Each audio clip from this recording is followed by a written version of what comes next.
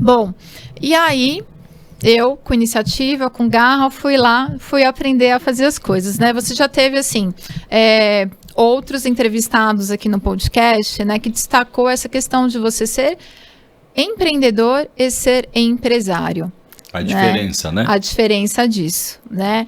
Uma coisa é você ter uma mente empreendedora, visionária, ter ideias, pensar num negócio, e outra coisa é você ser um empresário que, de fato, você aprende ali a fazer uma gestão da empresa, né? Então, eu segui aquele caminho, a gente, então, tem comércio, né? E ali nós começamos a empreender, muito focado no comércio naquela época, né? Então, assim, dentro de princípios cristãos, buscando comprar e vender tudo com nota, né? Então, assim, a gente se posicionou desta forma e aí, então, eu peguei e falei assim, bom, eu vou pagar imposto, quero pagar tudo correto, né? Então, vamos aprender a fazer tudo.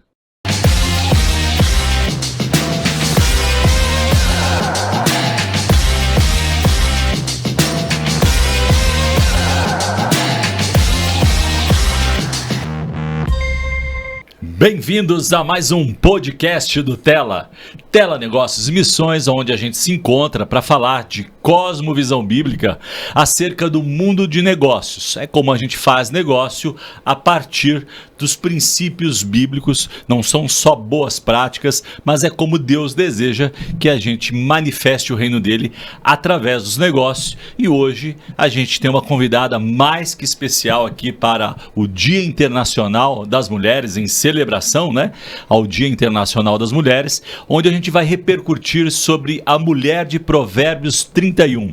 Será que ela é para os dias de hoje ou ficou lá para o tempo de Salomão? Então fica comigo até o final e a gente vai repercutir, discutir, né, como que é uma mulher empresária que cuida dos filhos, que cuida da casa. E eu tenho certeza, posso garantir para você que vai ser incrível essa história. Tá bom?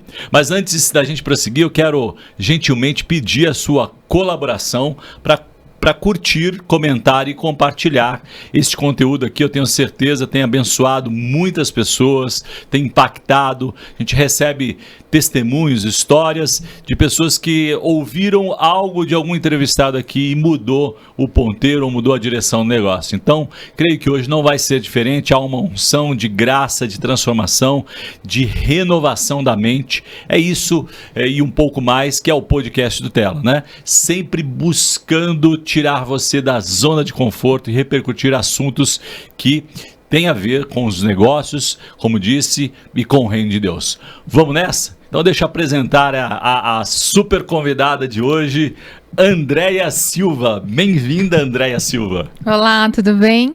E assim, lembrando que apesar do tema, né, de ser da mulher de Provérbios 31, né, lembrando que o público em maioria é masculino, de que é para você também. Você também aí, público masculino, porque o homem que hoje ainda não tem uma mulher, né, ainda não é casado ou ainda não tem filhos, vai ter. Então a gente vai falar coisas aqui que vai te interessar também e vamos acabar caindo também em assuntos da psicologia, né, do qual vai ser interessante aí também para o público em geral. Muito boa.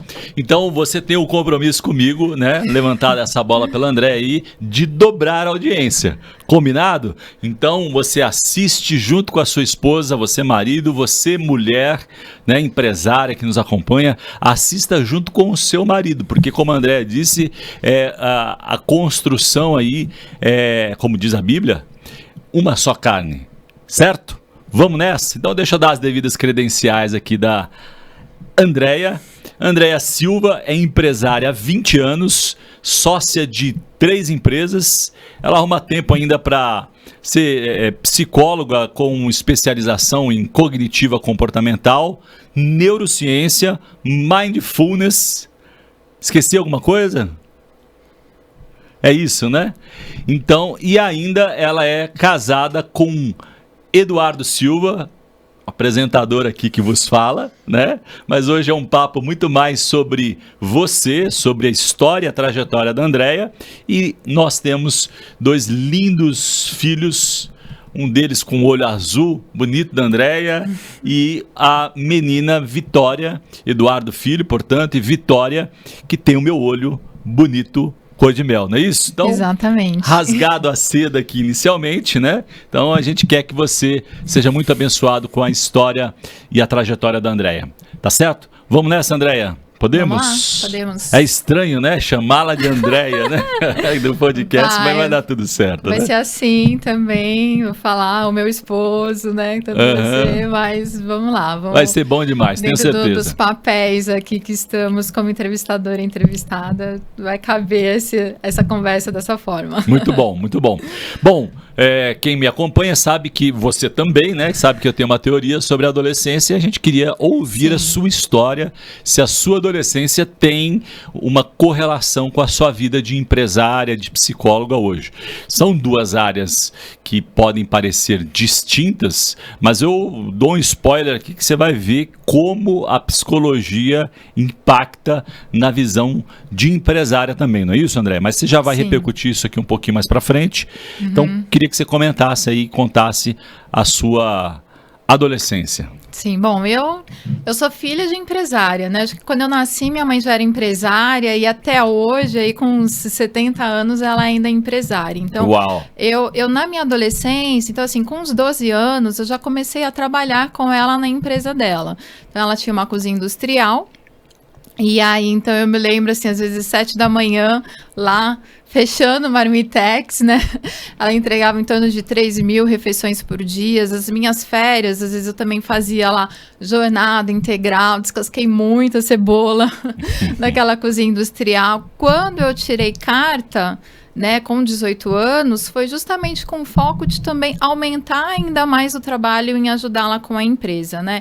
Então, assim, a minha mãe empreendedora, eu acabei ali empreendendo com ela meio de tabela. E isso me fez ter uma visão também dessa questão do empresariado, né? Então, tanto as dificuldades, as lutas, né, de você tomar calote, ficar com dificuldade financeira, de você ter que fazer conta, ter que entender a gestão da empresa, como você vai lucrar, como também os benefícios, né, de você entender que se você correr atrás, se você buscar cliente, você aumenta seu faturamento, você aumenta, né, a sua oportunidade de condição de vida, né, então quando eu via isso comparado também a outras amigas que não eram empresárias, né, que os pais não eram empresários, então eu via como eu tinha também uma condição diferenciada nesse sentido, né? Então, o empresariado, ele fez parte ali da minha adolescência, como também ele já me deu uma visão dessa diferença do que é tanto a dificuldade como a alegria de ser empresário,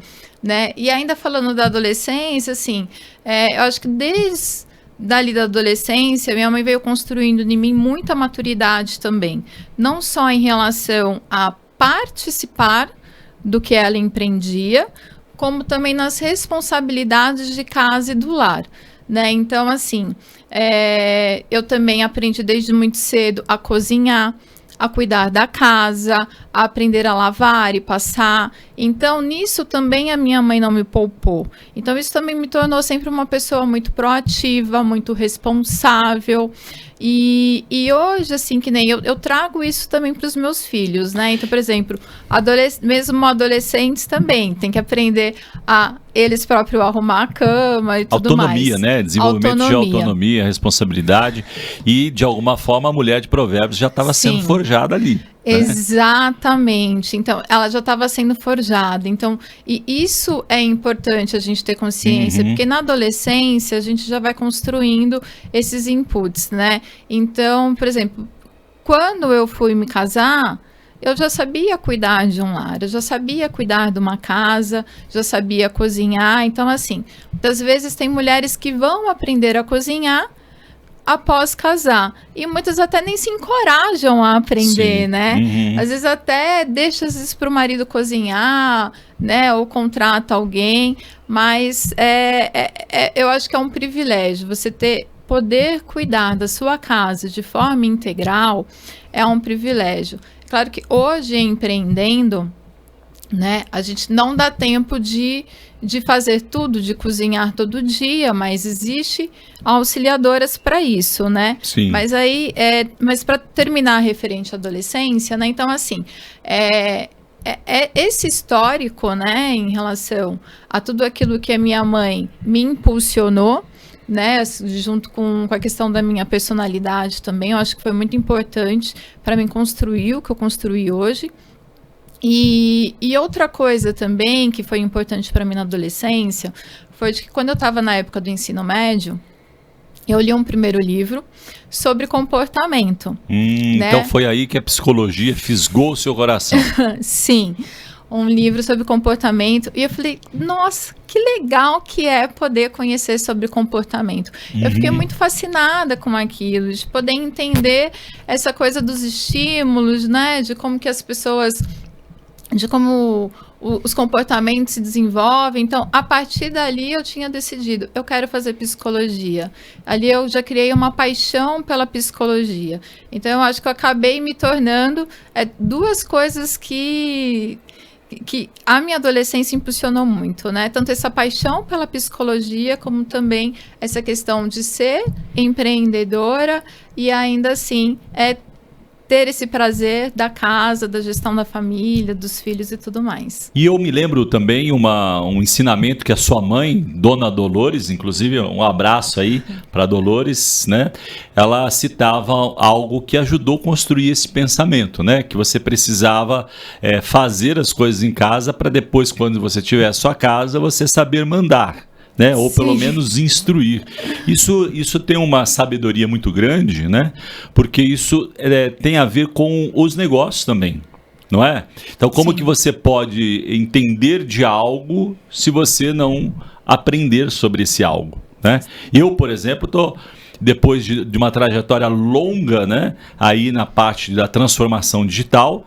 Para quem me acompanha aqui já sabe, né, um pouco da nossa história, mas eis que chega 2022, 2021 e surge uma coisa chamada inteligência artificial. Né? E vou eu de novo sentar, aprender, abrir uma nova empresa e André está junto comigo nessa empreitada, junto com o João Vitor. Um abraço, o João Vitor vai estar aqui num próximo episódio falando sobre, ele é o técnico, né? Mas eu sou como empreendedor, eu preciso saber como que funciona tudo isso, né? Para depois instruir os funcionários, os colaboradores. Então a importância de se debruçar em cima de qualquer assunto e dominá-la, né?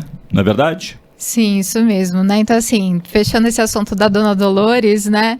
Então, se eu falasse alguma coisa, assim, mãe, eu não sei fazer isso, né? Assim, no sentido de, tipo, passa a minha vez, né? Aí ela falou assim, não, o que você não sabe, eu vou te ensinar e você vai fazer, você vai executar, né? E às vezes, em relação a coisa de casa, né? Às vezes ainda... por ser ainda adolescente, né, fica meio assim, puxa, mas eu vou ter que fazer esse serviço pesado, né, essa coisa, aí eu pegava, se eu falasse, né, assim, mas quando eu casar, eu vou ter empregada, né, aí ela falou assim, não, mas mesmo se você tiver, né, uma doméstica, né, secretária do lar e quem te ajude, você vai precisar ensiná-la, então você vai ter que saber fazer para poder ensiná-la. E assim, adolescente não botei muita fé, mas hoje, como administradora do lar, eu vejo o quão importante foi isso, o quão foi importante aprender. E assim, eu via mesmo que pessoas que iam na minha casa fazer faxina, de que como eu ensinei coisas para ela, né? De como executar um bom trabalho, de como dizer como eu quero a minha casa limpa, perfeito, né? Então, eu acho que isso mesmo, a gente precisa se debruçar em querer aprender, em querer fazer as coisas bem feitas, né? E a gente precisa de fato saber para poder ensinar. A gente vai falar um pouquinho mais para frente do seu olhar sobre o mundo do trabalho, né? Sobre colaboradores, etc. Mas hoje, não dá para você falando sobre isso, me veio à mente aqui, hoje uma das maiores polêmicas do mundo corporativo é a geração Z. Não é? Os desafios que é fazer a gestão da geração Z. Mas eu tenho uma convicção, e eu quero até olhar para você aqui e dizer que o problema não é dos adolescentes, o problema é dos pais, né? Que foram permissivos e permitiram que os adolescentes tivessem uma vida muito elástica, sem compromisso, comprometimento, e é exatamente na adolescência aonde se constrói valores, pilares que vai se desenvolver na vida adulta. Eu me lembro, né, de Jesus, ainda adolescente, dizendo: estava cuidando dos negócios do meu pai. Ali era um processo de aprendizagem, né? E também você vê, tem um hiato ali da primeira fase adulta de Jesus, mas a Bíblia deixa muito claro de que Jesus era o parceiro de José, né? Ali no negócio, no empreendimento. Então dá para dizer até que Jesus era um empreendedor, né? No ramo da carpintaria junto com o pai, né? Geralmente os pais, os filhos, melhor dizendo, sucedem os pais, né? Em seus negócios familiares, e Jesus, de uma forma metafórica aqui, poética, né? É o grande construtor da nossa vida, o talhador, né? Através do seu sangue. Mas voltando aqui à sua história, é muito legal isso, né? Repercutir sobre a adolescência e como foi o seu primeiro empreendimento? Como é que surgiu, né, esse ímpeto ou esse desejo de falar, bom, agora chegou a minha vez, eu vou ser empreendedora? Bom, vamos lá. Eu sou casada com entusiasta, né, cheio de ideias, de empreendedorismo, e eu estava no momento ali que eu já estava formada. Eu já estava trabalhando, né, na área da psicologia especificamente, e aí então o marido começando a empreender, chegou um momento de que a gente decidiu em conjunto de que seria uma boa estar indo empreender junto com ele em parceria, né? Então a gente entendeu que ali nós poderíamos se complementar em relação à visão empreendedora, a questão do comércio e tudo mais, com um perfil mais administrativo. Então, nesse momento, a gente decidiu empreender junto. E aí, eu tive que aprender a ser empresária, né? Sim, ninguém nasce sabendo, né? Por mais que você tenha visto ali a sua mãe, tenha tido uma referência, exemplo, mas é importante colocar essa questão, jogar um pouco de luz sobre isso, que empresário ele precisa se desenvolver, assim como adolescente, precisa treinar, né, como músculo, e essa sua compreensão, ela foi determinante aí para ser protagonista no desenvolvimento dos negócios e não só uma coadjuvante, né? Sim, exatamente. Ali eu vi a minha mãe fazendo a gestão da empresa, né, na adolescência, e de repente eu me vi naquele papel de ter que fazer a gestão da minha própria empresa. Agora né? É sua vez, né? Agora é minha vez, né? É a mesma sensação que nós mulheres temos, né? Quando a gente está ali brincando de Barbie, né? Isso. E brincando de casinha, e de repente a gente se vê na nossa casa, né? Pra gente fazer a gestão da nossa casa, dos nossos filhos, né? Ali na realidade, na vida adulta, na vida real. Bom, então, aí ali eu tive que aprender a ser empresária, independente da profissão. Acredito que a minha formação, ela foi muito importante para me ajudar na questão da gestão, né? Em relação a poder... Essa questão de ajudar a entender processos de administração, em psicologia a gente vê também bastante essa parte do RH, então a gente está ligado a essa questão de pessoas, de processos também, e eu estava trabalhando nessa área, né, quando eu fui empreender, então isso também já me trouxe um background também nesse sentido. Você fala na área de recursos humanos, é isso? Sim. Né? Então, assim, para poder ali saber contratar um colaborador, né? Fazer uma seleção, entre outras coisas. Ali também, onde eu trabalhava também, eu tinha contato com questão de gestão, de contas, outras coisas. Bom, e aí... Eu, com iniciativa, com garra, fui aprender a fazer as coisas, né? Você já teve, assim, outros entrevistados aqui no podcast, né? Que destacou essa questão de você ser empreendedor e ser empresário. A diferença, né? A diferença disso, né? Uma coisa é você ter uma mente empreendedora, visionária, ter ideias, pensar num negócio, e outra coisa é você ser um empresário que, de fato, você aprende ali a fazer uma gestão da empresa, né? Então, eu segui aquele caminho, a gente, então... tem comércio, né? E ali nós começamos a empreender, muito focado no comércio naquela época, né? Então, assim, dentro de princípios cristãos, buscando comprar e vender tudo com nota, né? Então, assim, a gente se posicionou desta forma e aí, então, eu peguei e falei assim, bom, eu vou pagar imposto, quero pagar tudo correto, né? Então, vamos aprender a fazer tudo, a fazer uma gestão correta.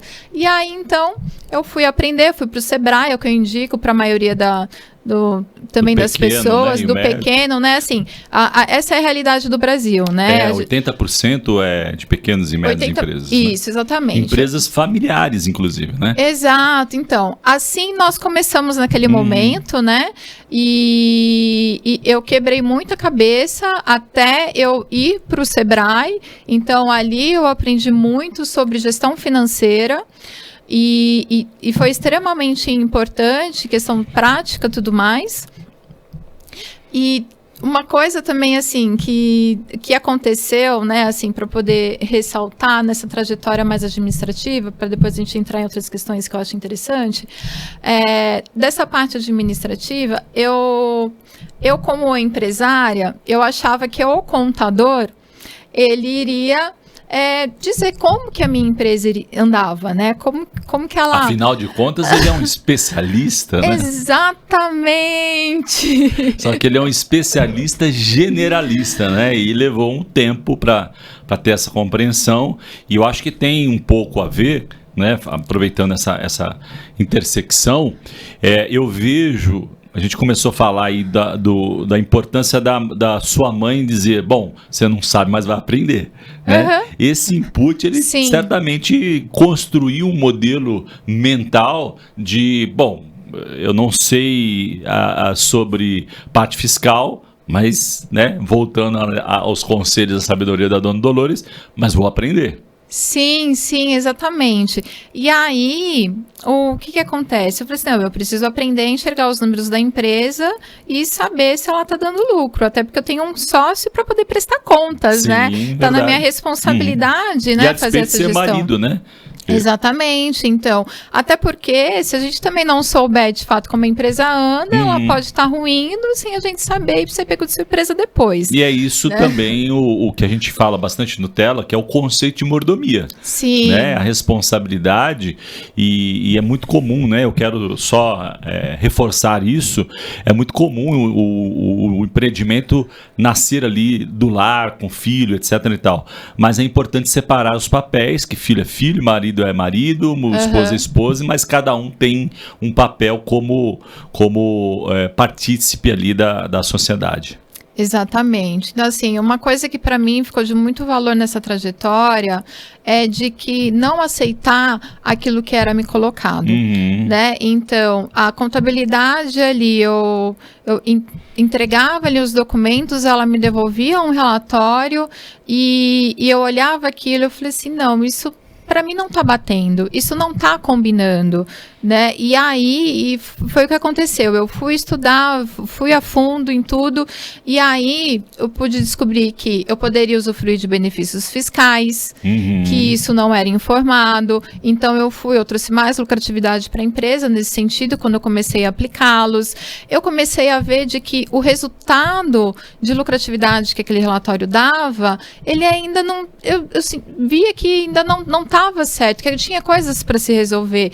Vi então que a diferença estava no estoque, por exemplo. Então são coisas também que o contador não falava, né? Então a contabilidade ia lá, você pega a questão de ele dá entrada na nota fiscal por data de emissão e não por chegada. Se você não tem o seu estoque, a entrada do seu estoque correta, isso altera todo o seu resultado numa DRE, né? Então, assim, não vou entrar aqui em mais detalhes sobre isso, mas, assim, é só para poder trazer essa questão de que nós somos os principais responsáveis pela nossa empresa.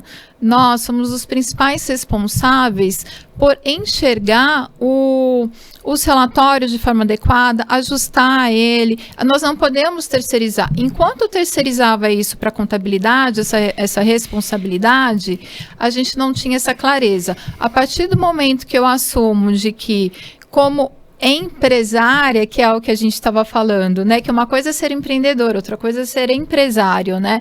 Então, uma vez que a gente entende que como empresário a responsabilidade é nossa, de saber se aquilo está certo ou não e não aceitar da forma que vem, tudo muda.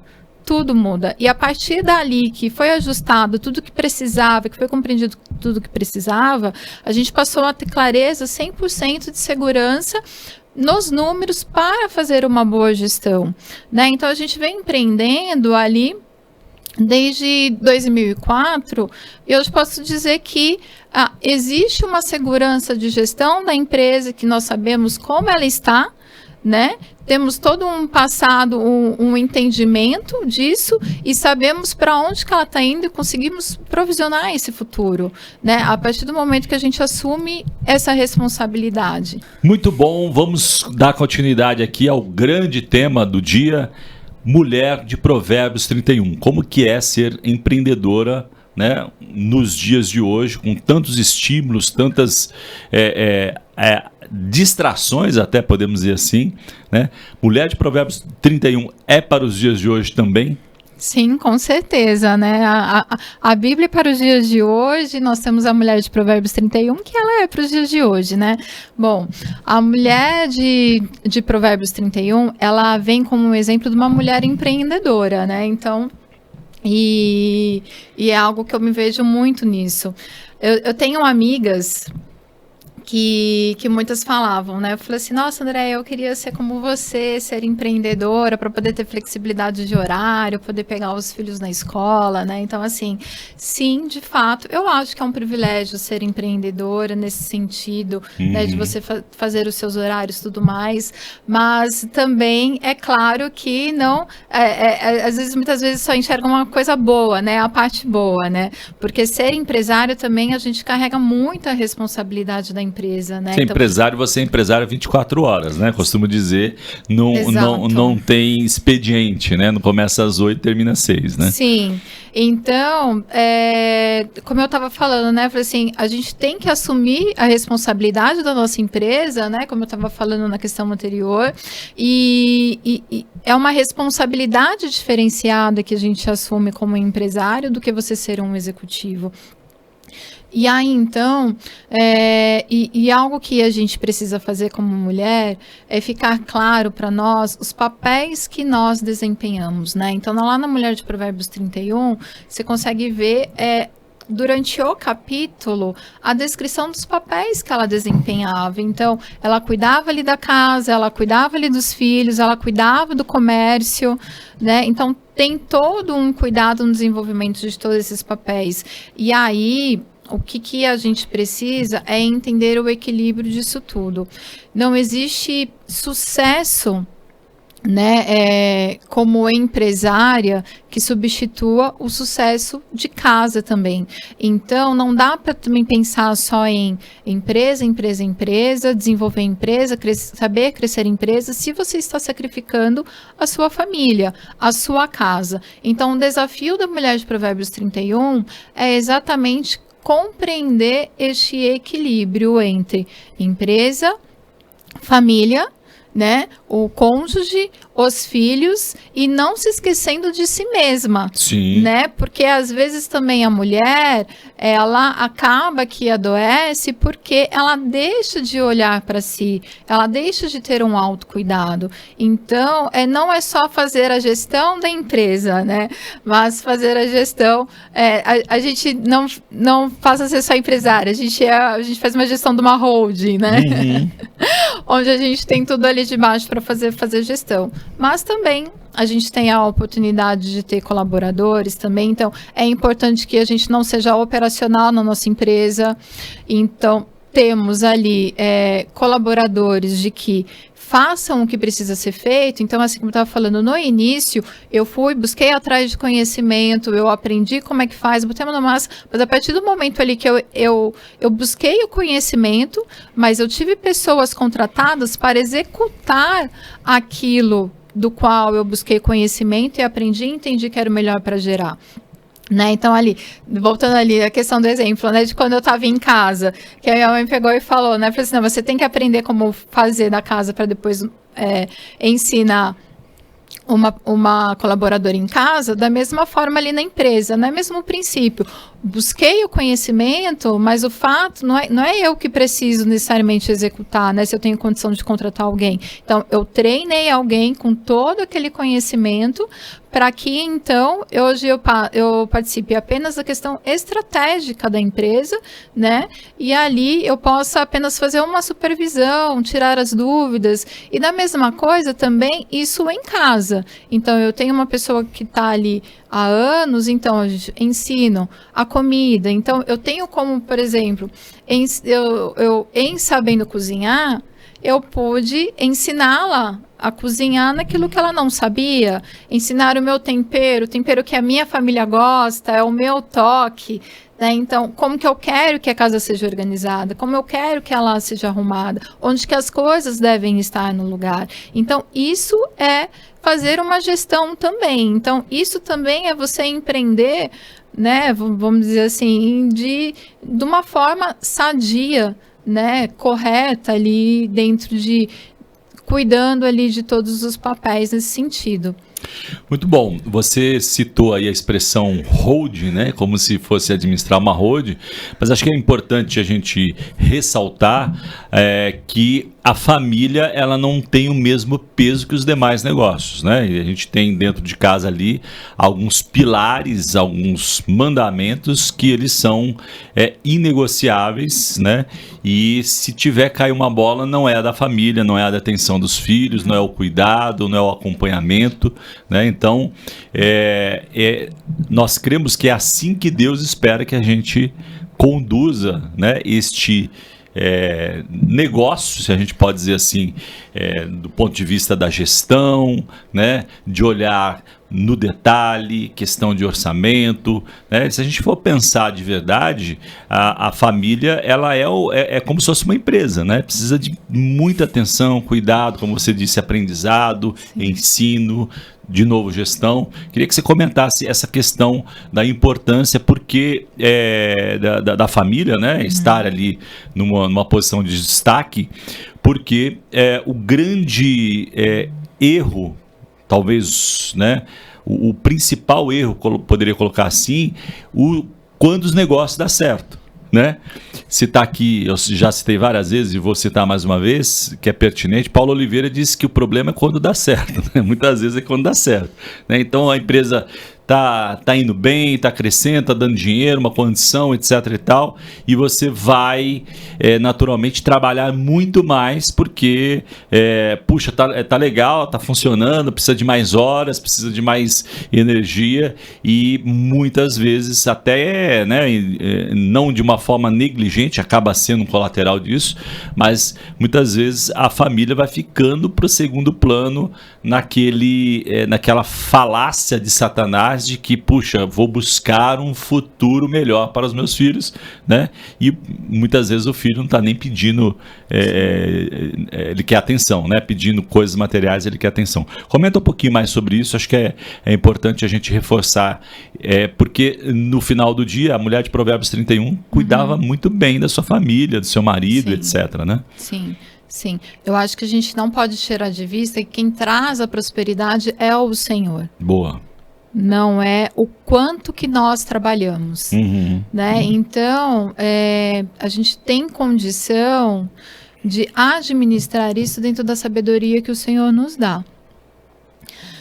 E em relação a essa questão dos filhos, por exemplo, né? É um privilégio para uma mulher empreendedora poder, quando um filho é ali um bebê, eu fiz isso, né? Então, assim, quando meu filho ainda tinha até fazer 1 ano, o privilégio de poder estar ali um período maior com ele em casa, fazer algum trabalho de casa e em determinado momento trabalhar ali meio período para depois fazer um retorno de um trabalho ali integral, né? Então, e esse é um privilégio que muitas mulheres empreendedoras não enxergam, essa flexibilidade disso, né? Desse horário que ela pode ter do comando da vida dela. Simplesmente delega para uma funcionária e ficar focada em relação a só trabalhar. Não, porque eu sou empreendedora e aí eu vou trabalhar, né? E deixar essa questão de lado. Então, tá muito mais questão a gestão, a como você faz a gestão disso, do que quantas horas você dá. Porque senão, Deus vai deixar de ser o seu provedor. Sim, né? Deixa de ser o Senhor, inclusive. Deixa de ser o seu Senhor. Então, se Ele quer que você preserve a sua família, e isso é um princípio, né? Inegociável. Então, você tem que saber, né? Pedir a sabedoria a Deus para poder estar fazendo essa gestão. Você falou de sabedoria, né? Eu acho que esse é o ponto, né? Sabedoria é fazer, a gente ensina os nossos filhos, né?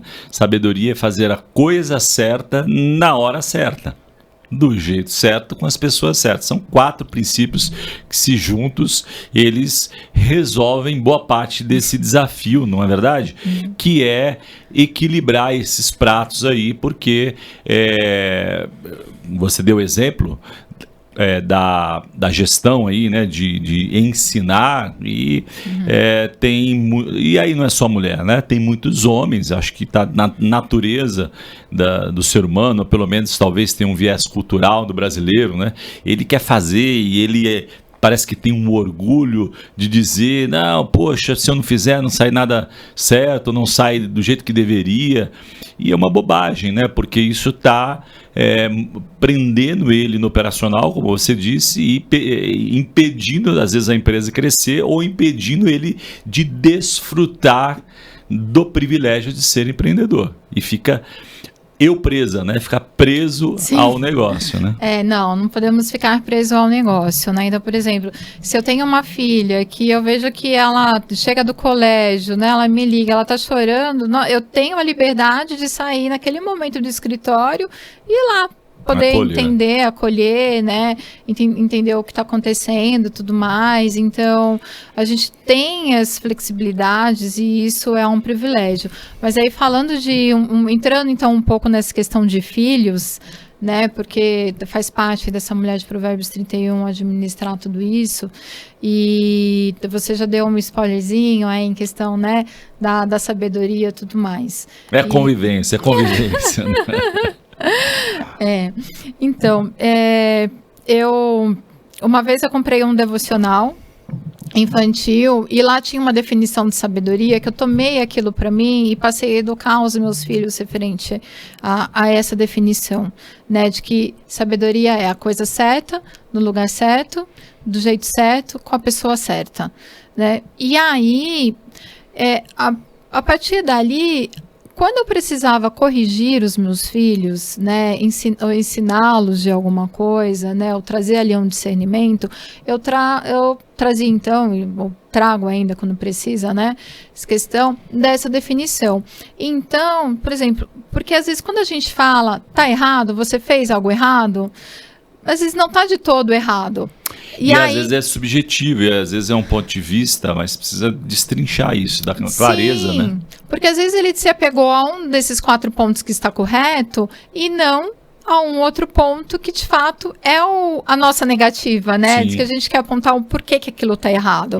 Então, por exemplo, conversar, né? A Vitória, ela é a coisa mais linda, de alegre, de felicidade, que ela esbanja, né? Então, para poder trazer um exemplo aqui.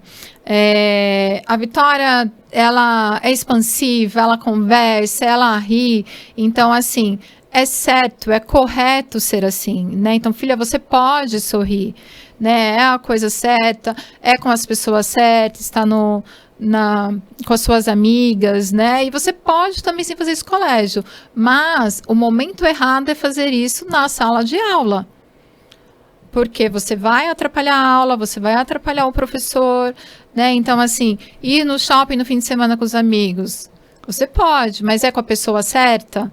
Então, de repente, o problema está em não ser o momento certo, ou de não ser com a pessoa certa, né? Ou não ser do jeito certo.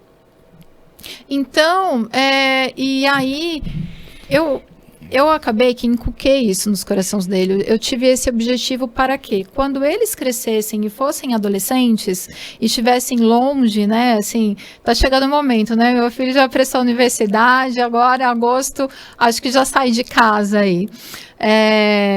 Mas então, o objetivo é de que para quando eles estiverem longe dos nossos olhos, seja morando em casa ou não, mas, né, na rua com os amigos, isso inculcado no coração deles, junto com os princípios de Deus, que eles consigam ter o discernimento das suas escolhas, daquilo que eles vão fazer. Então, é ensiná-los a tomar decisões com sabedoria, distinguindo, né, o que está acontecendo, qual que é o cenário. E a babá nunca vai conseguir fazer isso. Não, a babá nunca vai conseguir fazer isso. E assim, e às vezes também não é a quantidade de horas que você passa com o seu filho também, né? Porque eu estava falando também de flexibilidade de horário, de poder estar presente em determinados momentos, mas também não é só você estar presente. É você, o tempo que você puder, porque cada um vai poder dar um tempo diferente, o tempo que você puder estar com ele, este tempo ser de qualidade. Então não é questão de horas se as horas forem rasas, mas é questão do tempo de qualidade daquilo que você vai entregar, daquilo que você vai ouvir, daquilo que você vai olhar no olho do olho dele e ver o que entendê-lo, né? E também sempre contar com o Espírito Santo, né? Boa. Quantas vezes também eu, né, assim, ainda falando, por exemplo, da minha filha, um momento que ela estava tendo diversas dores de cabeça, e aí a gente não entendia o que era aquilo, até que o Espírito Santo me falou, né? Ela está tendo dores de cabeça porque ela está apaixonada, né? Então, e aí... o Espírito Santo também nos ajuda nesse discernimento, nessa educação. Então ali eu pude sentar ali com ela, ter um momento de qualidade com ela, né? Então é assim, a gente entendeu o coração, os nossos filhos de todo mundo, né? A partir dos 12 anos ali, que tem a questão dos hormônios, tudo mais, então é inevitável que ele vai se apaixonar por alguém. Então a gente sentar com o filho e poder ensinar. Filho, isso é natural. Porque as dores de cabeça vinha de uma cobrança de si própria, de que estava acontecendo algo errado com ela, porque não era um momento de namorar. Né? Então, a gente poder compreender, poder ensinar, poder falar, poder instruir a vontade do Senhor, aquilo que... né? E aí é uma oportunidade que se abre para a gente poder ter conversas.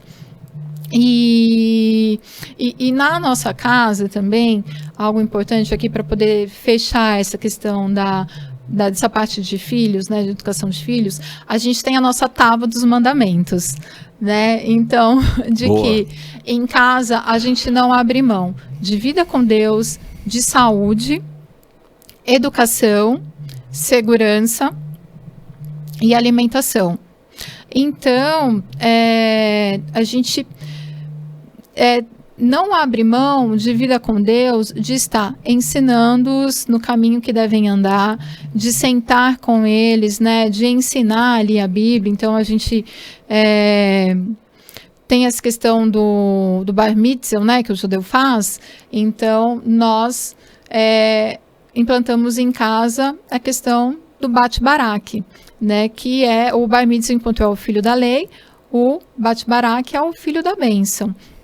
Então, similarmente, o pai ensinar para o filho ali toda a Torá, ter os encontros, ensinar ali para o filho todo o temor ao Senhor, né? Fazemos uma cerimônia de bênção. E aí, então, ensinamos que o filho ali, como que ele deve seguir ali no caminho do Senhor, né? E nós estimulamos isso intencionalmente. Então, por exemplo, os nossos filhos, eles estudam num colégio muito longe e tem que sair de casa às 6h40 da manhã, né? Só que eles não acordam, poderiam acordar às 6 horas, né? De repente, comer ali um café da manhã rapidinho e se trocar rapidinho e já ir, porque 6 horas já de certa forma, é um horário cedo, né? Então, o que acontece? Eles têm uma rotina de acordar às 5 da manhã. Então, às 5 da manhã, eles já fazem ali uma meia hora, 40 minutos de devocional. Então, leem a Bíblia, oram ao Senhor, tem essa rotina, aí vão se arrumar e a gente tem um tempo de mesa de qualidade. Então, é um café da manhã de qualidade, come-se direito. A gente tem uma convivência ali, porque uma vez hoje, por conta dos horários e as tarefas, é a única refeição que nós fazemos juntos. O café da manhã todos juntos, né? Porque à noite meu filho, ele é atleta, durante o dia está no colégio, à noite ele tem os treinos. Então, a gente já não consegue jantar no mesmo horário, por conta da menina também que vai para o curso de música e tudo mais. Então, a gente preza por esse tempo de mesa, a gente preza por comer de qualidade. Então, assim, a gente não abre mão. Vida com Deus, alimentação, isso é um exemplo, mas de tantas outras coisas que a gente, né, preza por isso. Segurança, então, vou para tal lugar, é seguro, você vai de forma segura, né? Então tem vários aspectos. Questão da saúde, não quero sair com blusa se não tempo frio. Não, vai ter que sair. A gente não abre mão disso, a gente não abre mão da saúde, né? E educação, que é sempre estar em contato com diversas formas de aprendizado, de estudo, né? Hoje a gente tem a oportunidade dos cursos online e tudo mais, e colocá-los em contato com diversas coisas, né? E uma boa educação e o acompanhamento ali do se está aproveitando tudo aquilo que faz. Essa parte da educação também, só para fechar aqui com um exemplo interessante, por exemplo, eu comentei já, né, que o meu filho é atleta, e no período da pandemia, ele não pôde ir treinar, porque o clube fechou, e aí, no caso, ele estava em casa, né, a maioria dos amigos indo para o computador jogar, né, naquela época do qual você não podia sair de casa, então ele não podia ir para o clube treinar, e aí então o pai direcionou ele a fazer curso de programação. Então, para poder utilizar aquele tempo ali que ele tinha livre em casa e que não podia sair, então a gente estimulou ele a aprender, né, algo novo do que se entreter. E isso ocasionou que ali também ele já se achou na profissão, né? Ele prestou agora para ciências da computação, mas para dizer que ele ali, adolescente, ele já foi se envolvendo com essas coisas, né? A gente está falando dos inputs da adolescência. Sim, é verdade. Então, a importância que também, assim, a gente também fez isso com os nossos filhos. A gente, na adolescência, já foi colocando inputs. Então, ele já aprendeu uma programação. Quando foi férias também, né, depois que acabou a pandemia, pôde ir para a empresa, a gente disponibilizou lá uma mesa, como que se ele fosse uma pessoa que trabalhasse ali, mediante outros colaboradores, e outras pessoas ali poder, né, auxiliá-lo no seu desenvolvimento. E ele criou coisas bacanas lá até para a empresa, né? E tanto que hoje... vou voltar ainda um pouquinho, até depois na escola, ele foi falar com a coordenadora, ao empreendedorismo aí, né? Ele foi com a coordenadora do ensino médio e perguntou se ele podia dar uma aula de programação para uma turma pós do horário de escola. E assim foi feito. Ele passou lá, juntou lá uma turminha de 15 alunos com alunos de 8º, 9º ano, ali ele estava no primeiro ano do ensino médio, montou uma turminha de 15 alunos e durante um semestre ensinou ali programação. E aí a gente teve 2 pessoas dessa turma, né, que estão até hoje ainda programando, se desenvolvendo, né, pelo menos dos que ele sabe. Claro que não todos foram para o final, mas assim, isso causou nele, né, a gente já fez, colocando esses inputs nos nossos filhos, causou nele essa coisa do querer se desenvolver. E hoje ele mesmo, com pouco tempo que ele tem, né, por conta do colégio, de ser atleta e tudo mais, ele ainda aos sábados se dispõe de aos sábados ser voluntário, né, de uma instituição, fazendo trabalho voluntário lá, desenvolvendo algumas coisas de Python, né, e de BI, essas coisas com 17 anos. Então, para dizer que também essa geração, que hoje é um problema, né, nós pais cristãos, nós não podemos achar que os nossos filhos vão fazer parte desse problema também, que é uma questão geracional e os nossos filhos fazem parte disso. Não, os filhos de nós, cristãos, não fazem parte de uma geração problemática.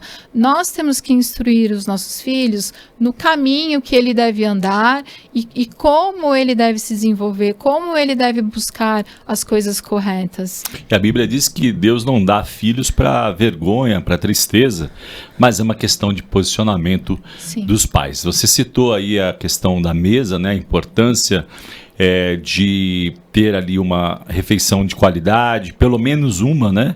E eu me lembrei de uma pesquisa do Instituto Barna que diz, fazia uma correlação, né? Instituto Barna, Instituto Americano Cristão, e ele trouxe um olhar bem interessante de que as pessoas ou as famílias que não tinham nenhuma refeição juntas era que tinham maior índice de problemas de delinquência, de drogas, de aborto, de gravidez na adolescência, de adolescentes presos. E à medida que eles olhavam, né, colocavam a lupa para as famílias que tinham pelo menos uma refeição todos os dias, esse número praticamente desaparecia, né? Porque isso também leva a uma outra coisa do que você estava falando sobre a história do Bate-Baraque ali, né? Óbvio, né? Nós somos cristãos, não somos judeus, mas Jesus era judeu, né? Do ponto de vista de que os princípios não mudam. Certo? Então a gente precisa considerar. E eu queria fazer uma provocação para você aqui, né? Talvez você não tenha o privilégio, como eu, de ter a sua esposa ao seu lado, né? Desenvolvendo o negócio. Talvez ela esteja em casa, cuidando dos filhos, mas tem algo muito importante que depende de você, pai. Entender se o Deus Todo-Poderoso, que o seu filho crê, é o Deus do pai dele. Vou melhorar, tá bom? O Deus Todo-Poderoso precisa ser o Deus deles também. Não pode ser o Deus dos pais. Então, a função dos pais é promover essa experiência com o Senhor desde a tenridade ali, desde da infância, da primeira infância, e construindo, como diz a Bíblia, né? Incutindo no caminho, e de dia, de noite. Então, não delegue esta função, você pai, não delegue essa função para sua esposa, a despeito do quanto, né, o teu negócio consome de você. Não deixa para fazer isso só no final de semana. Então, aproveita, né, como a Andréa já bem pontuou aqui, aproveita o privilégio de ser empresário e de cuidar direito dos seus filhos. Até porque os filhos, nós lá em casa entendemos que são do Senhor. Não é isso que a gente diz sempre? Ele nos confiou para amar, para cuidar e para ensinar. E essas três coisas não dá para delegar, né? Que seus filhos também sejam um testemunho vivo do Deus Todo-Poderoso ao que eles servem. Sim, eu vou entrar no assunto polêmico aqui, André. Você está preparada ou não? Então, mas só concluindo um comentário dentro disso que você falou, né? Assim, pais, quando seu filho errar na adolescência, não pegue esse erro para punir. Pegue esse erro para ensinar que nós, seres humanos, somos pecadores e precisamos de arrependimento. Porque o filho de crente não é crentinho, né? Como se diz. Então, a salvação, ela é individual. Então, os nossos adolescentes, em determinado momento, eles vão errar para entender que eles são pecadores e que precisam de Cristo. E esse é o momento de você apresentar para eles o que eles precisam em Cristo, para que eles tenham a experiência deles de conversão e de santificação. Muito bom, até porque a Bíblia, as histórias da Bíblia são sobre erros humanos, né? Então os erros são oportunidades para poder ensinar, desenvolver caráter, né? E fazer o contraponto da Bíblia.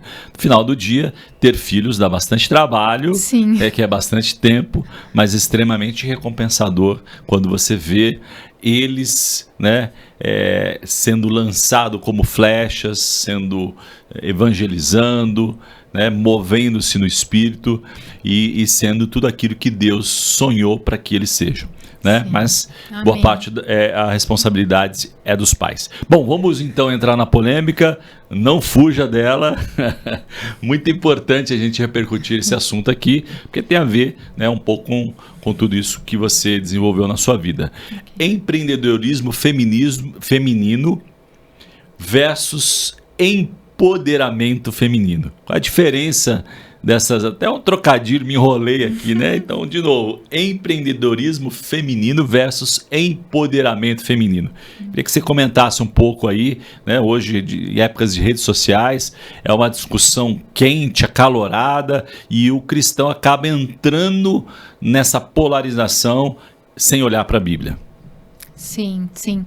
Bom, o empreendedorismo, né, é a gente olhar para a mulher de Provérbios 31, o empreendedorismo feminino.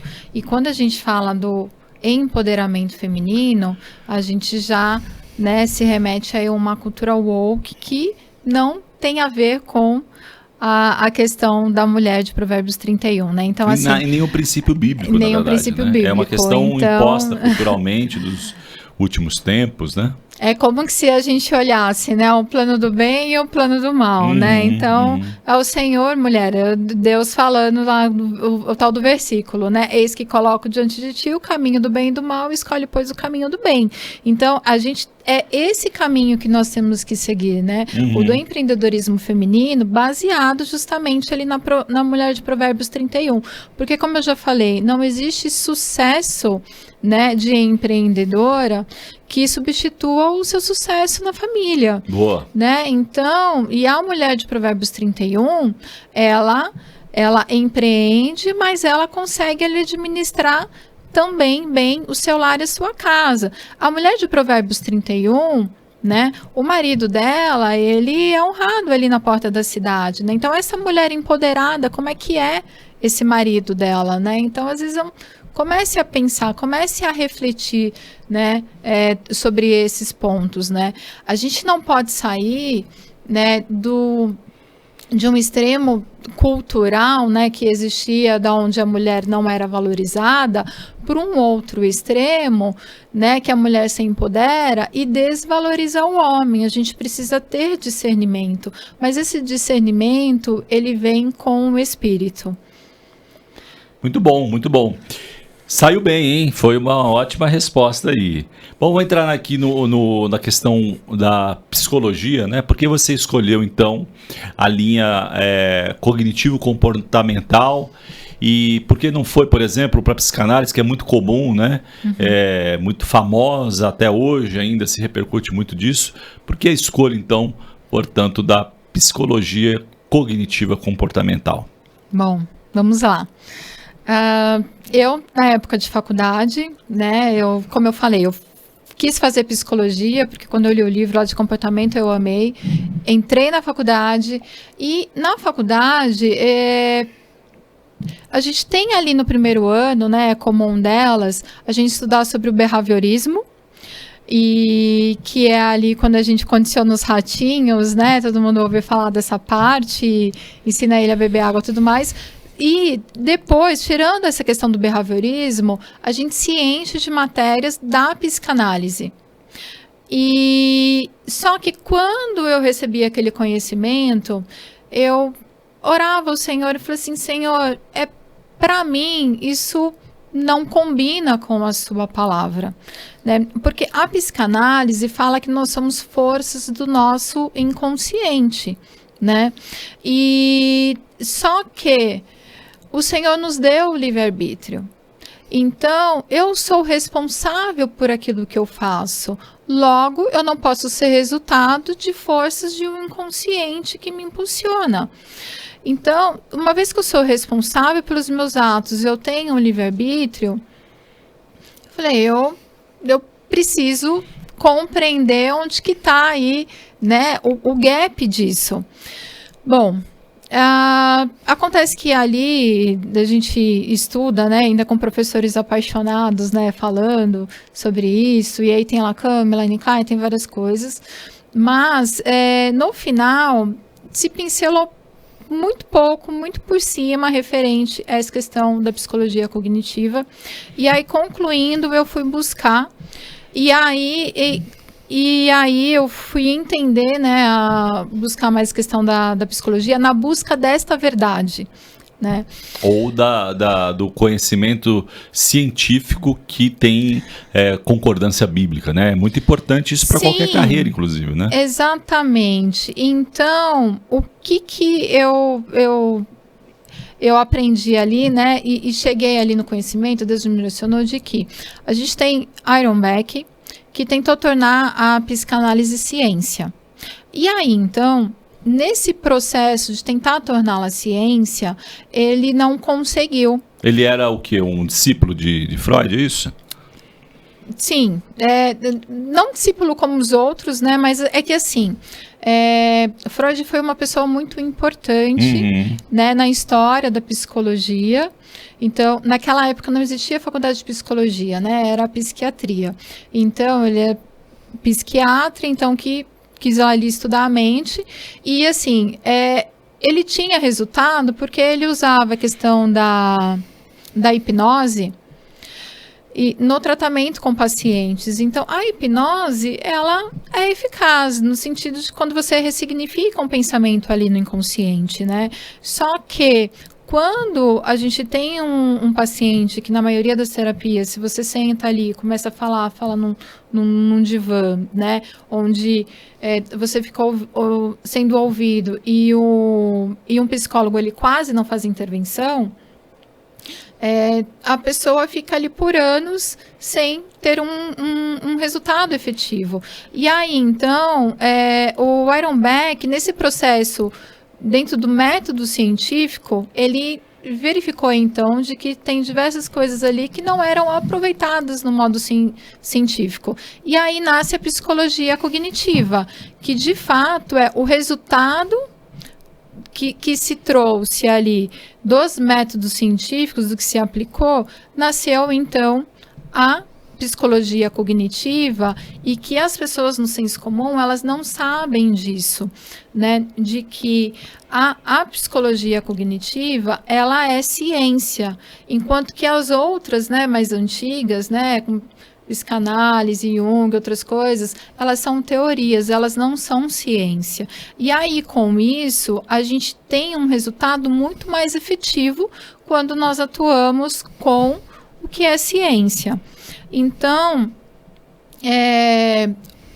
por exemplo, na cognitiva, a gente não precisa que um paciente esteja em hipnose para a gente poder ressignificar pensamentos deles. Então, a gente tem várias técnicas, né, para poder levar o paciente, né, o cliente ali a ter um resultado muito mais efetivo de mudança de comportamento.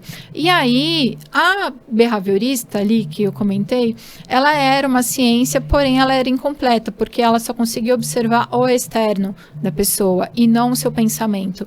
Então, quando nasce depois ali a cognitiva, aí depois eles entendem que uma é complementar da outra. Então, nasce-se então depois ali a psicologia cognitiva comportamental, que muitos conhecem como TCC.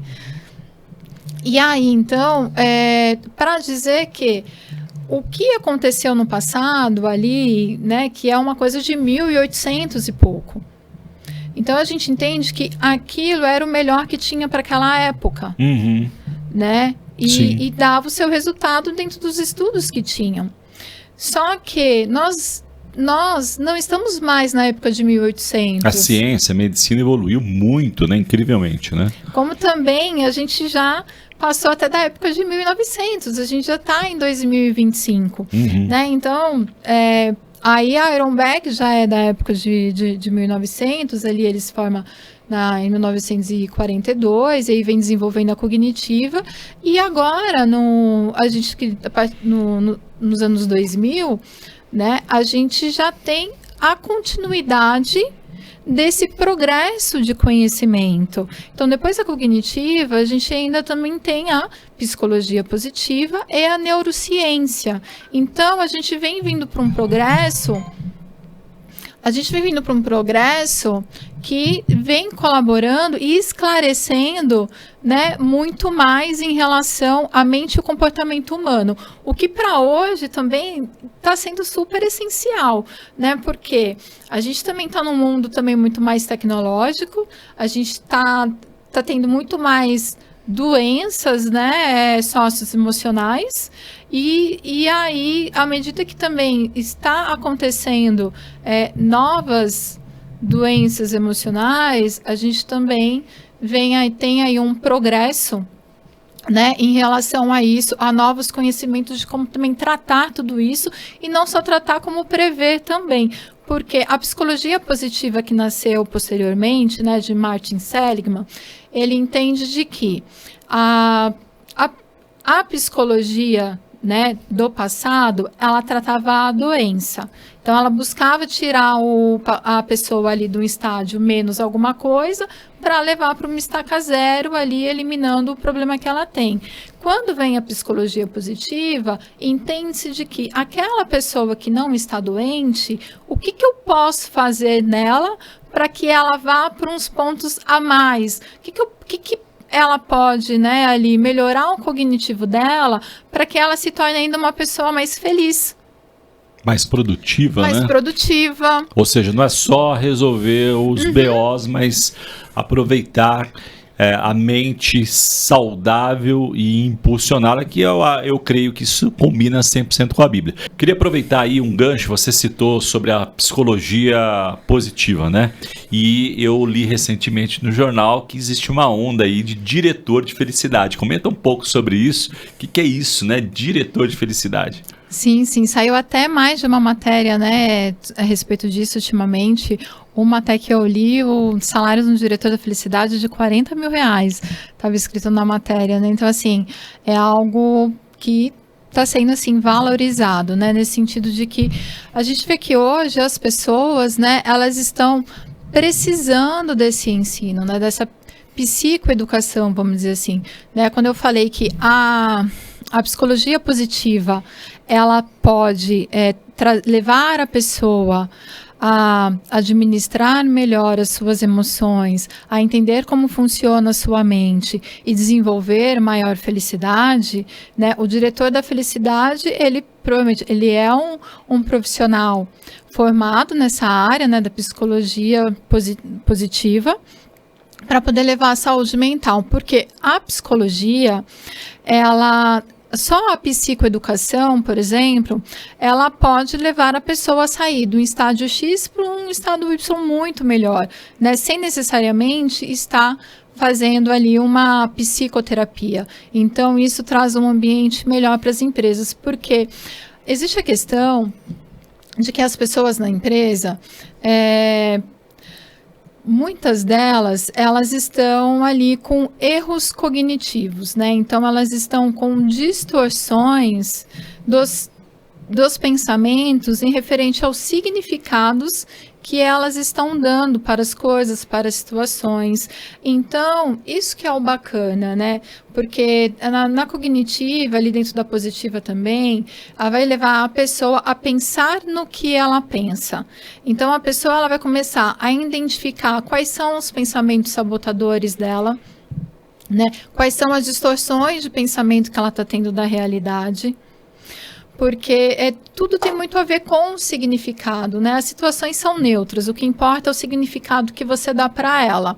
Então, esse profissional e você também, com a psicoeducação, buscando alguns cursos, você pode aprender a discernir essa parte dos seus pensamentos que influem diretamente na sua emoção e no seu comportamento. Então, cuidar disso é de forma importante. A gente fez um cuidado lá na empresa, né? O ano passado, 20 de novembro, por exemplo, eu dei um treinamento sobre psicoeducação, né, para a equipe da empresa.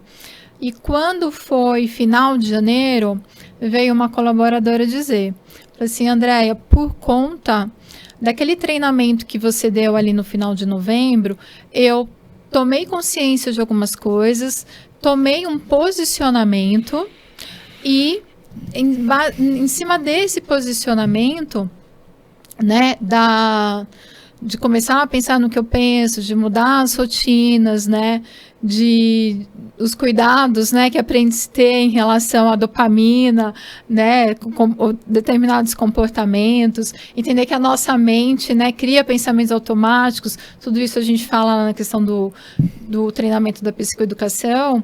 Isso fez com que ela tivesse um entendimento sobre a mente, do qual a levou, que foi isso que ela foi me procurar, né, para poder dar o testemunho, a levou a parar de fumar. Que legal. Muito com bom. o treinamento. Uhum. Então, uma mente bem ajustada produz muitos efeitos positivos para a vida da pessoa como um todo, né? Exatamente.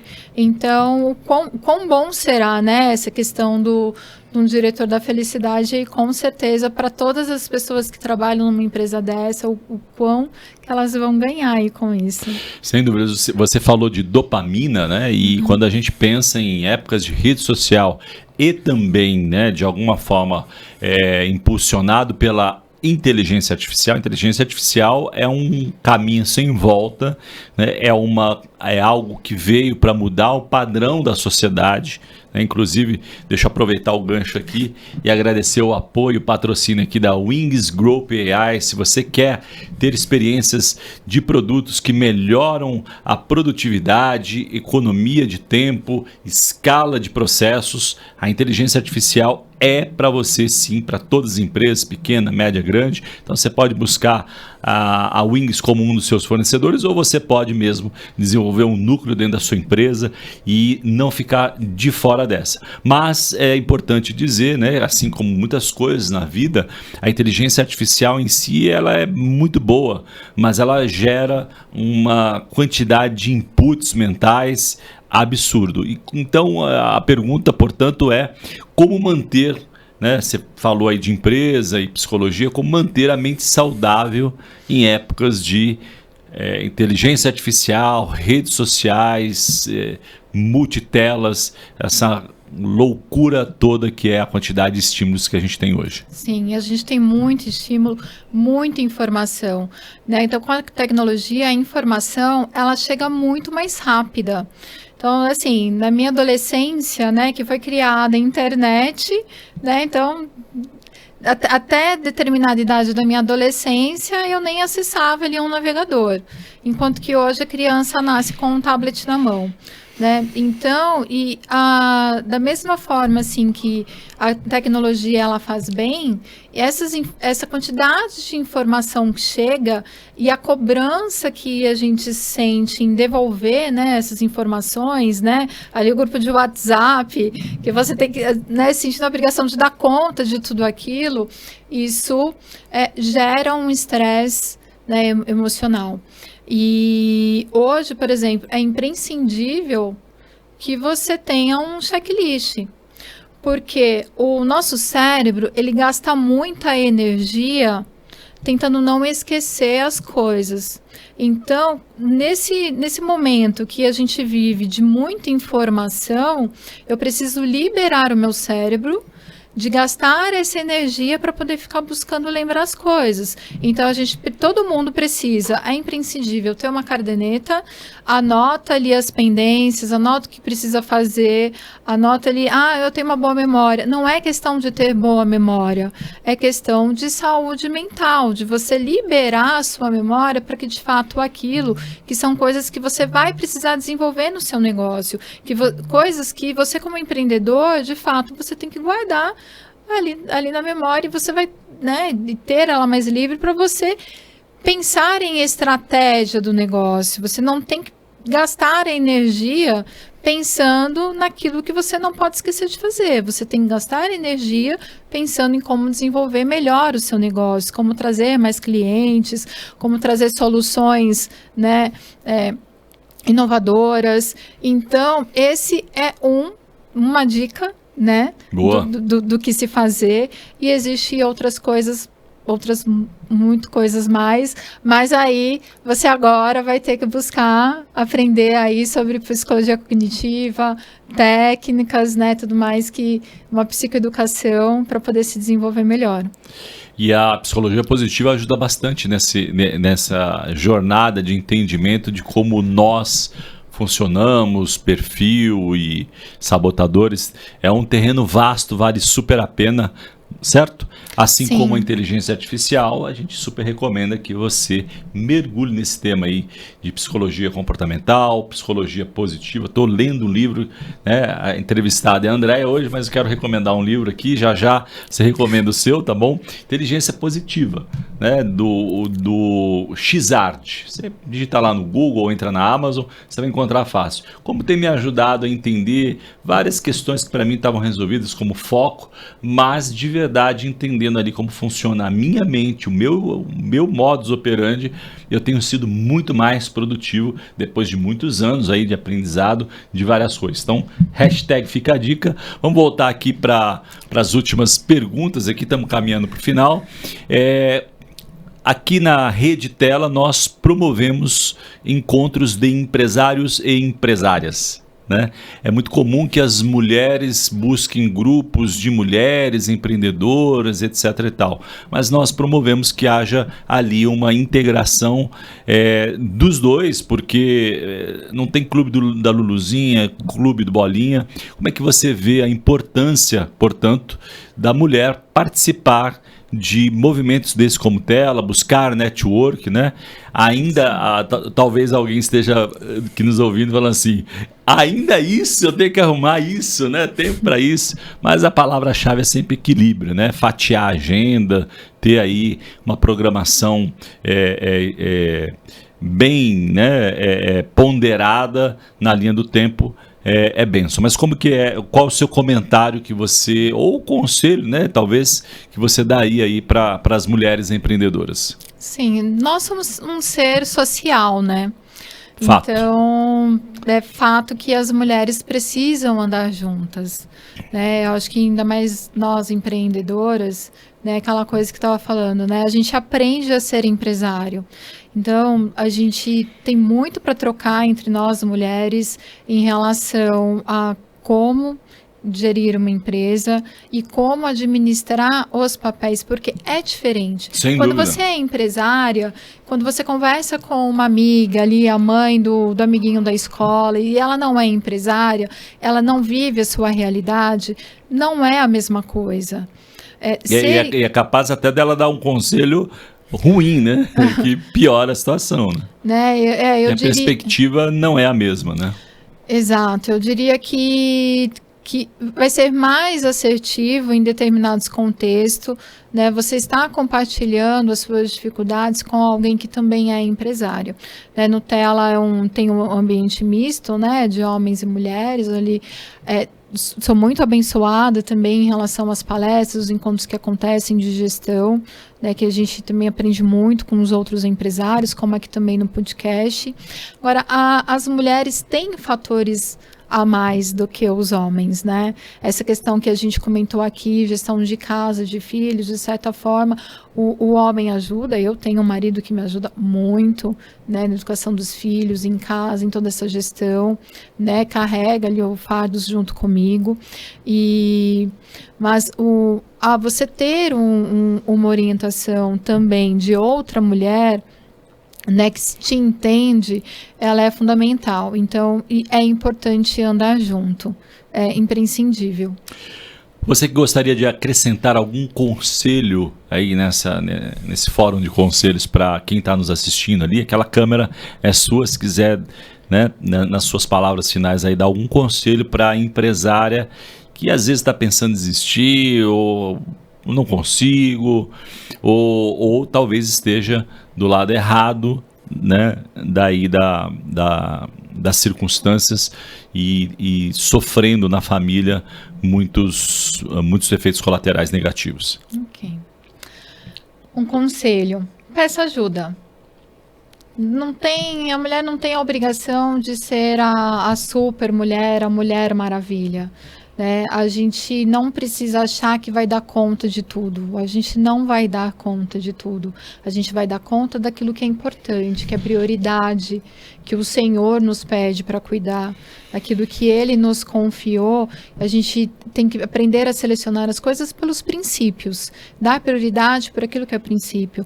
Mas se você achar que vai dar conta de tudo, né, você vai entrar num esgotamento. Então, peça ajuda.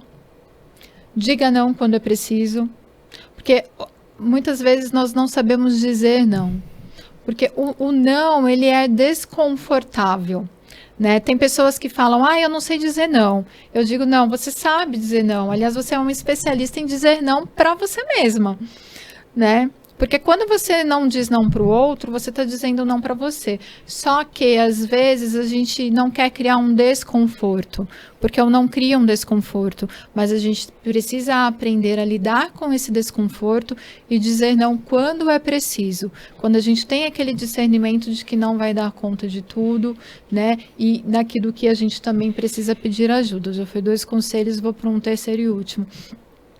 Tenha um caderno para poder anotar a sua alteração de humor, como uma agenda. É uma técnica aqui já, né, inicial, aqui referente à psicologia cognitiva, né? Faça uma agenda de humor, anote quando o seu humor é alterado, e aí se questione qual foi o pensamento que te trouxe aquela alteração de humor. E aí, questione aquele pensamento, entenda se aquele pensamento é um pensamento automático, é um pensamento sabotador, né? Veja se ele é um pensamento verdadeiro, se você tem evidências contra ele que te deixou chateada, que te deixou triste, e ressignifica este pensamento, né? E aí comece a identificar os pensamentos automáticos que você tem. Quando você começar a questionar esses pensamentos automáticos e a enfraquecê-lo, você vai melhorar muito também a sua qualidade de vida, a sua qualidade emocional. Porque o nosso cérebro, Edu, ele é para poupar energia, né? Ele é direcionado a poupar energia, e aí com isso, conforme a gente vai vivendo, já vai dando significado a algumas coisas, ele automatiza. Então, quando eu passo por uma experiência parecida com a anterior, ao invés de eu dar um significado para aquela nova situação, não.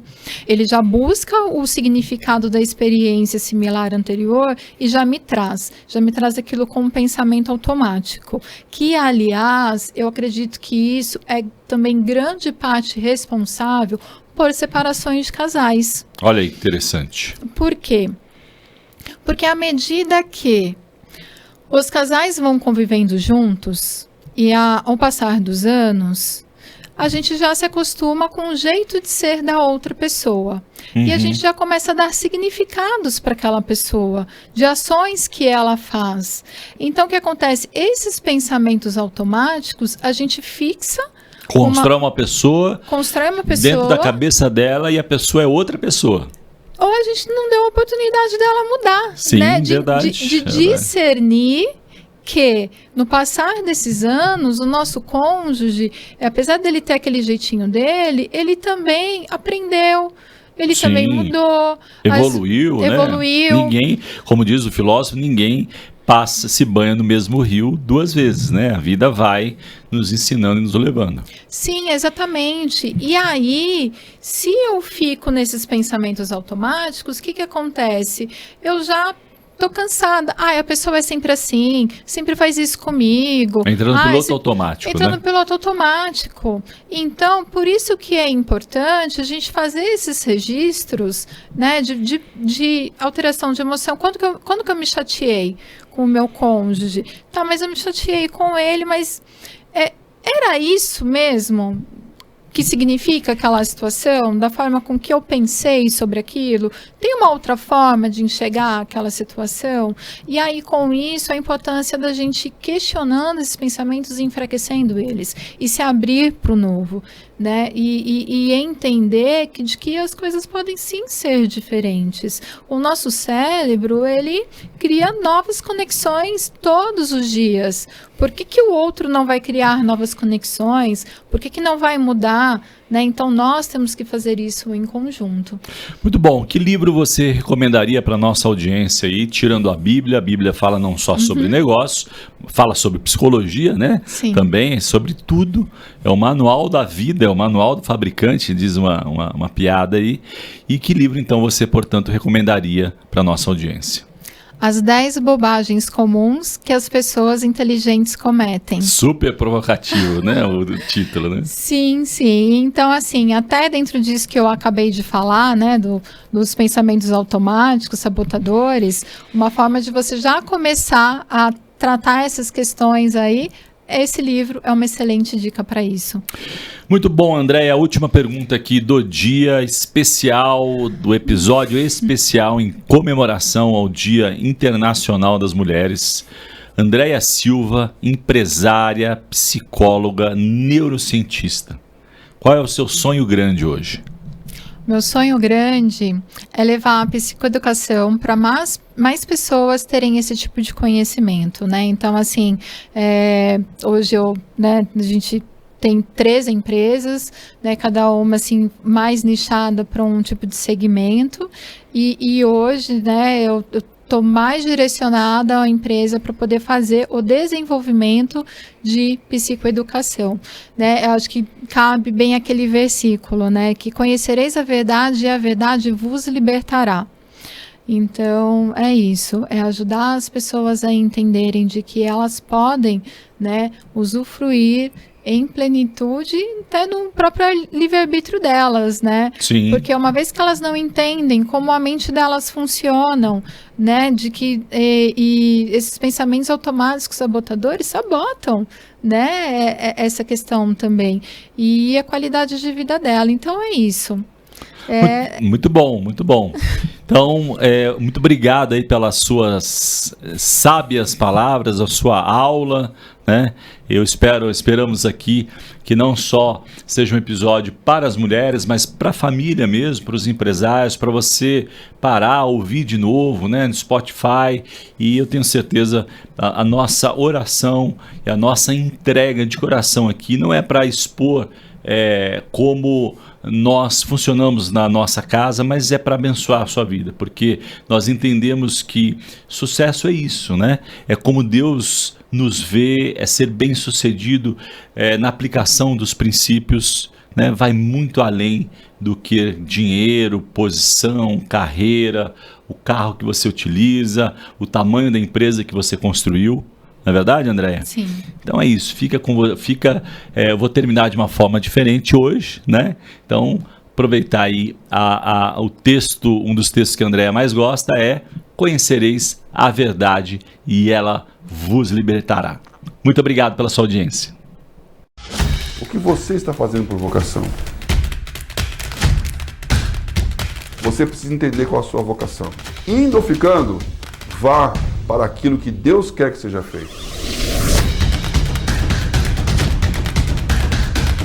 Você não vai ficar rico porque teve uma boa ideia simplesmente. Você vai ficar rico porque tem um propósito. Minorias, é o que eu chamaria de mercados étnicos. Agronegócio, água, tecnologia, globalização. Eu sugeriria a área da sustentabilidade. Por que as empresas têm investido tanto em sustentabilidade? Será que não é pela fidelização dos consumidores? O que tem se desenvolvido mais rapidamente, categorias como moda, como saúde e beleza, como casa e decoração. E, finalmente, a área de energia. Nós estamos diante de um cenário em que a gente tem as mudanças culturais e tecnológicas muito importantes. Essa mudança de cenário tem desafiado a igreja a ter conhecimentos específicos e saber utilizar essas ferramentas para a glória de Deus. O Tela Masterclass é, para mim, exemplar nesse sentido.